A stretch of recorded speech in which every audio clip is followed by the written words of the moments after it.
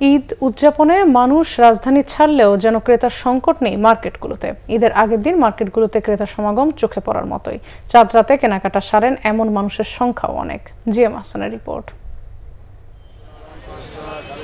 কেনার সাধ্য কম বা বেশি সেটি বিবেচ্য নয়। ঈদে নতুন পোশাক সবারই চাই।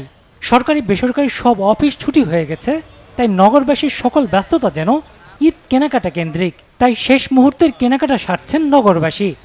সে সময় কেনার একটা আনন্দ আছে, যে একটা ঈদের একটা আমেজ, সেই আমেজটাও আমাদের মাঝে কাজ করে, যার কারণেই হচ্ছে আজকে কেনাকাটা করতে আসা।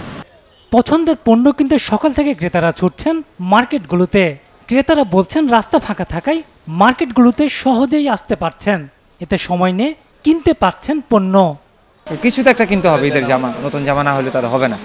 আজকে কিনতে হইব, এটা তো নিতেই হইব, না হলে তার হইব না। বিক্রেতারা জানালেন বেচাকেনা নিয়ে সন্তুষ্টির কথা।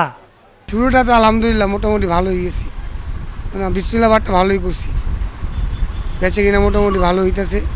মোটামুটি আল্লাহর রহমতে ভালো, দেখা যাক কি হয়। মাঝরাত পর্যন্ত ক্রেতারা কেনাকাটা করবেন জানালেন বিক্রেতারা। 8টা থেকে 9টার ভিতরে আপনার ভিড়টা হয়, এই ভিড়টা আপনার প্রায় রাতে 3টা থেকে 4টা পর্যন্ত থাকে আর কি। তখন কাস্টমারের সাথে সাথে আমরাও 3টা, 3:30, 4টা পর্যন্ত থাকি। দাম নিয়ে কিছুটা নমনীয় থেকে পণ্য ছেড়ে দেওয়ার চেষ্টা করছেন, এমনটা জানালেন বিক্রেতারা। GM Hasan, Bangla vision, Dhaka.